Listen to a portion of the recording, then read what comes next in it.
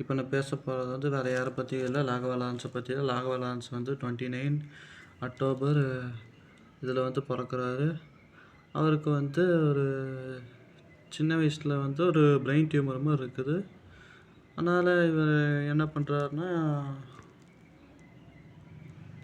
அதுக்கப்புறம் அவர் பசங்கள்லாம் சொல்கிறாங்க, டேய் மச்சான் நீ வந்து நல்லா ஒரு டான்ஸ் இதெல்லாம் ஆடுறவட, நீயே கொஞ்சம் சினிமா ட்ரை பண்ணி பார்க்கக்கூடாதுன்னு சொல்கிறாங்க பசங்களாம், ஃப்ரெண்ட்ஸ் எல்லாம் சொல்கிறாங்க. ஆனால் எப்படி சொல்கிறது, அந்த டைமில் வந்து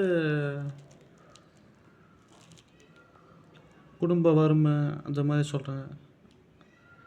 எப்படி சொல்கிறதுனா, இது கோயிலில் ஏதாவது பாட்டு பாட்டாங்க, அப்படியே ஒரு டான்ஸ் ஆடுறது, அதன் மூலியமாக தான் இவங்க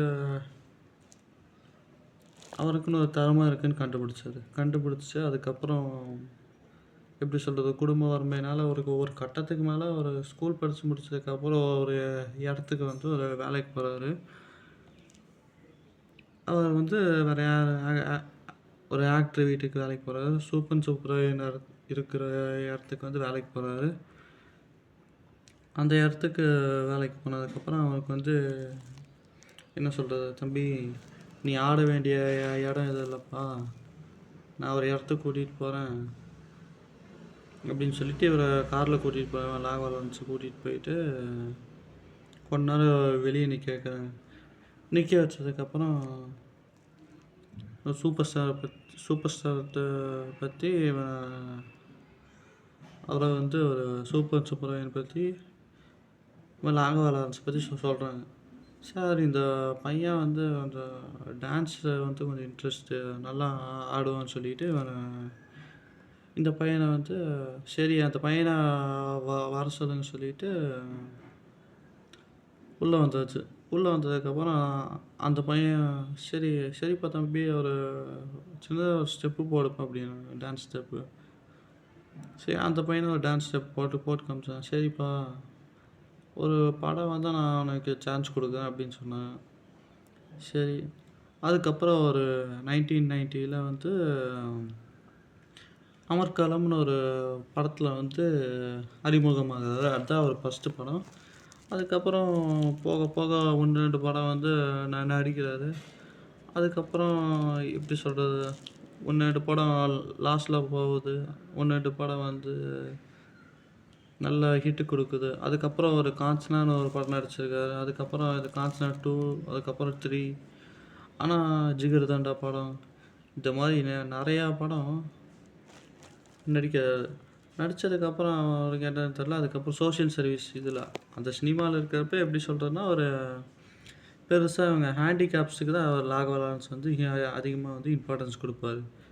ஏன் அப்படி சொல்கிறேன்னா, இவங்கள இப்போ எப்படி சொல்கிறதுனா, இப்போ ஒரு ஹேண்டிகேப்னா ஒரு ஐக்கியூ கம்மினா எப்படி சொல்கிறது, ஒரு மூளை இது எப்படின்னா ஒரு கம்மியாக இருக்கியா அப்படி இப்படின்னு சொல்லி கேலி பண்ணுறாங்க. இது இருக்கிற முன்னேற்றத்தில் நான் எப்படி சொல்கிறேன்னா, ராகவா லாரன்ஸை பற்றி நான் ஒரு ஹேட்ஸ் ஆஃப் கொடுப்பேன். ஏன்னா ஆனால் இந்த மாதிரி பசங்களுக்கெல்லாம் வந்து ஒரு நல்ல ஒரு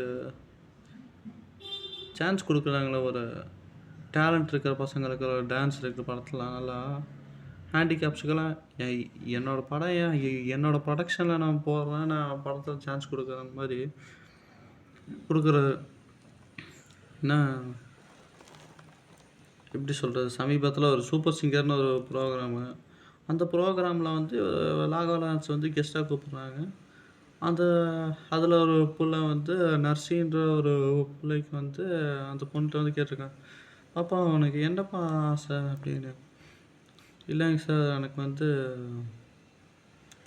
ஒரு டெய்லரிங் ஷாப் வந்து எங்கள் அம்மாவுக்கு வந்து வச்சு கொடுக்கணும் ஆசை அப்படின்னு சொன்னதுக்கப்புறம், சரிப்பா நான் உனக்கு உங்கள் அம்மாவுக்கு வச்சு தரேன்னு சொல்லிட்டு வச்சு கொடுக்குறாங்க. ஆனால் நான் எப்படி சொல்கிறேன்னா, அவர் எடுத்தோடனே செய்கிறார் அப்படி இப்படின்லாம் இல்லை.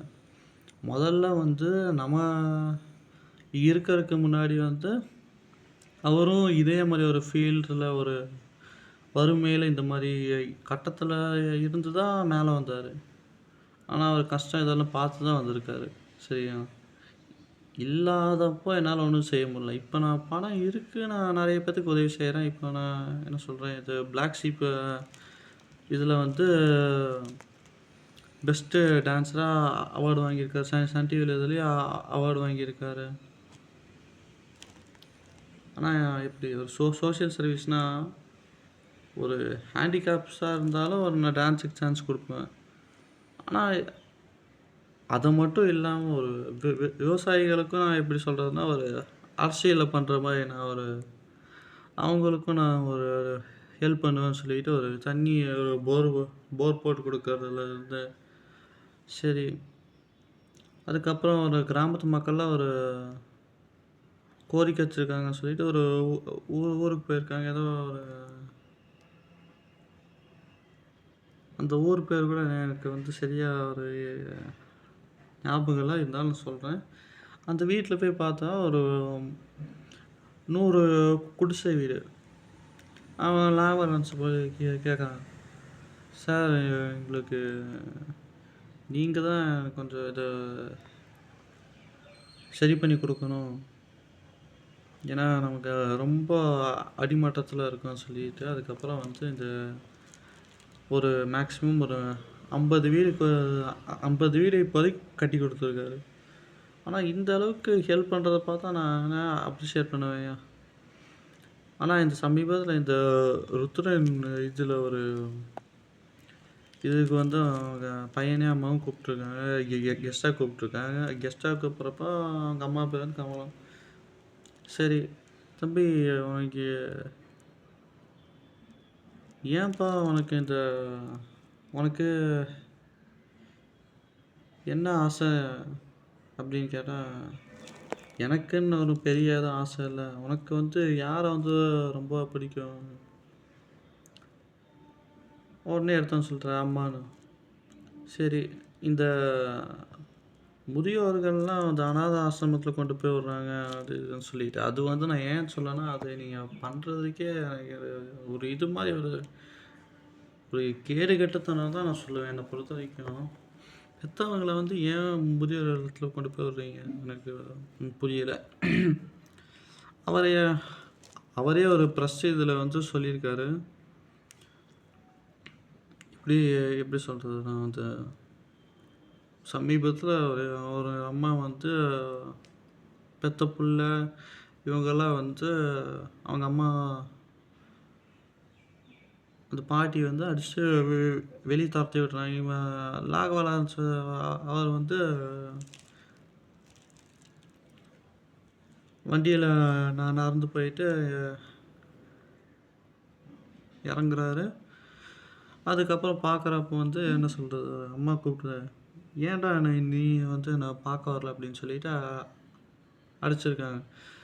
அடிச்சதுக்கப்புறம் தான் அவனுக்கு வந்து இத்தனை பேர் வந்து இதில வந்து பெத்த பசங்களால வந்து கைவிட்டு போறவங்க வந்து இதே மாரி இருக்காங்கன்னு சொல்லிட்டு, இல்ல நம்மளும் வந்து ஒரு எப்படி சொல்றதுன்னா, ஒரு முதியோர் இல்லம் வந்து கட்டிக் கொடுக்கணும். இந்த மாரி சொல்லிட்டு, நெறைய ஹெல்ப்ஸ் நான் பார்க்குறப்ப அவர் வந்து ஹெல்ப்ஸ்லாம் நெறைய பேர் சொல்லிக்கிட்டே போலாம்.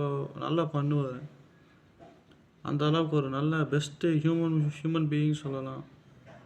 ஆனா, அவர் சொன்ன ஒரே வார்த்தை தான் என்ன சொன்னாருன்னா,